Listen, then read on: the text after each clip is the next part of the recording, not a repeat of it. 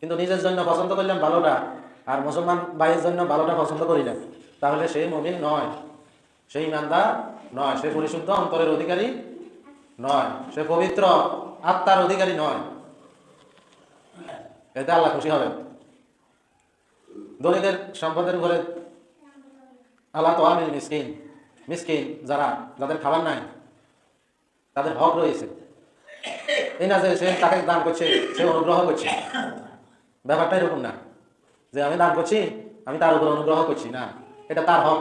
এটা যদি সে না দেয় তাহলে কলু লাম নাকু মিনাল মুসাল্লিন ওয়ালাম নাকু নতিমুল মিসকিন, যে মিসকিনকে খাবার দিল না, নামাজ আদায় করলো না, তাকে আল্লাহ তাআলা শাস্তি দিবে। তো আমাদের রাসূল সাল্লাল্লাহু আলাইহি সাল্লামকে আল্লাহ তাআলা দুনিয়াতে পাঠাইছেন, তিনি তো অনেক কষ্ট করেছেন। তিনি তার মাতৃভূমি, জন্মস্থান মক্কা, তার জন্মস্থান কোথায়? মক্কা। তার আত্মীয় স্বজন, প্রতিবেশী, বংশধর, তার ভিটামাটি সব কিছু কোথায়? মক্কা। তিনি কি মক্কাতে সুখে শান্তিতে থাকতে পেরেছিলেন? পারেন নাই। বলেন, তিনি কি তার মাতৃভূমিতে থাকতে পারছেন? পারেন নাই। কেন পারেন নাই? তিনি বলছেন যে আমি হচ্ছি আল্লাহর নবী, আল্লাহ আমাকে মেসেঞ্জার করে পাঠিয়েছেন বার্তা পৌঁছাই দেওয়ার জন্য।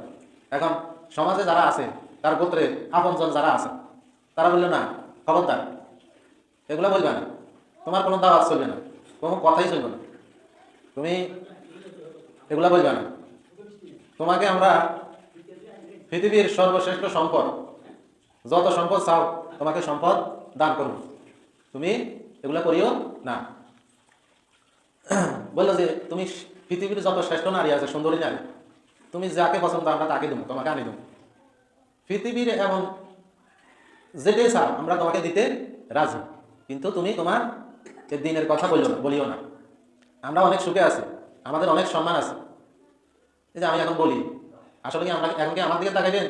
আমার জামা কি কেমন সুন্দর না অপরিষ্কার, জামা পরিষ্কার আছে কিনা, তারপরে আমি কোন বংশের লোক, আমি ভালো মানুষ না খারাপ মানুষ, এগুলা চিন্তা করবেন? নাকি আমার চেহারার দিকে তাকাইবেন, এর কথা শোনা যাইব কিনা, নাকি আমি কি বলি সেটার দিকে তাকাইবেন? কোন দিকে? কোনো লোক যখন কথা বলে, ধরেন একজন লোক আসি কথা বলতেছে, কানের মধ্যে দুল লাগাইছে, দাড়ি আছে একেবারে ক্রিন শেপ, বুঝলেন? দাড়ি চাষি এটার কি শেপ কর? ক্রিন শেপ, ক্রিন শেপ। তারপরে চুলগুলা একেবারে মোস্তান মোস্তান ভাব, একবারে সিরা একটা জিন্সের প্যান্ট নিচ্ছে। এভাবে কিছু পোশাক আসে, এমনভাবে সে জানছে। এখন সামনে যারা বসে, তারা শুরুতেই চিন্তা করলো